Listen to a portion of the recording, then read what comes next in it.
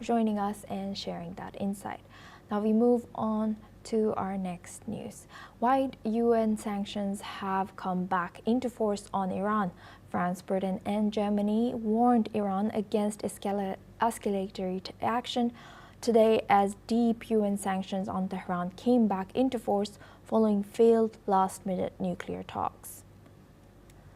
In a joint statement, the European powers have said that the reimposition of UN sanctions is not the end of diplomacy and that they urged Iran to refrain from any escalatory action and to return to compliance with its legally binding safeguards obligations.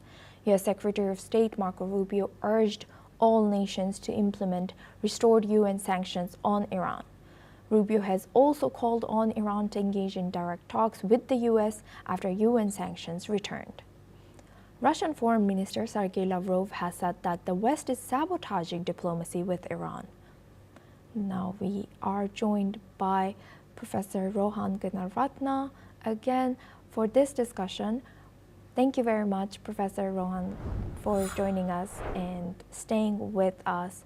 Now, do you think that this is effective, that UN's snapback sanctions have come back to Iran and now raised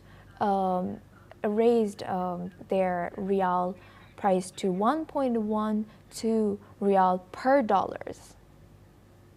Asuma, what we are seeing is that although Israel and the US bombed the Iranian nuclear sites, the Iranians have started, the Iranian government, the regime has started to restore those sites, to rebuild the nuclear program.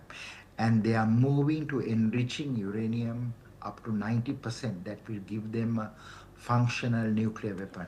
So those countries that have imposed these sanctions, they have to be commended and congratulated, because if they didn't do that, Iran will have a nuclear weapon and the entire Middle East will be in chaos.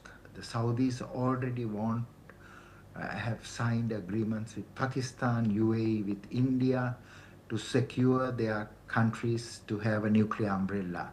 So to prevent this chaos of a nuclear Middle East is what the UN has done. UN should be commended for taking this step. Of course, Iran will now face those sanctions, and unless Iran complies, there will even be a blockade against Iran. So it is better for Iran at this point to work with the United States and with other countries to ensure that they do not build a military nuclear program. And now, looking at Russia, Russia has this view that the West is sabotaging diplomacy with Iran. They defended Iran in a way. So how do you see the future negotiations between Iran and the US and European nations? And why do you think Russia has made this statement now?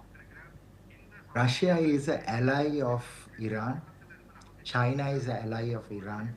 What is so important for Russia and China also to work with the rest of the world to ensure that Iran does not develop a nuclear weapon. And geopolitics is one, but the global security and stability is more important.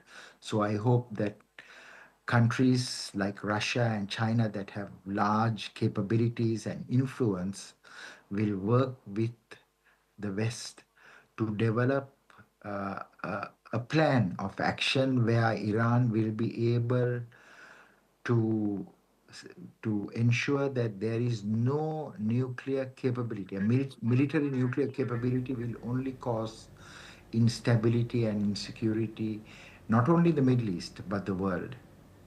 With that, I would like to thank Professor Rohan Gunaratna for joining us and sharing that insight from Singapore. Now we move on. The Chief Minister of Tamil Nadu, M.K.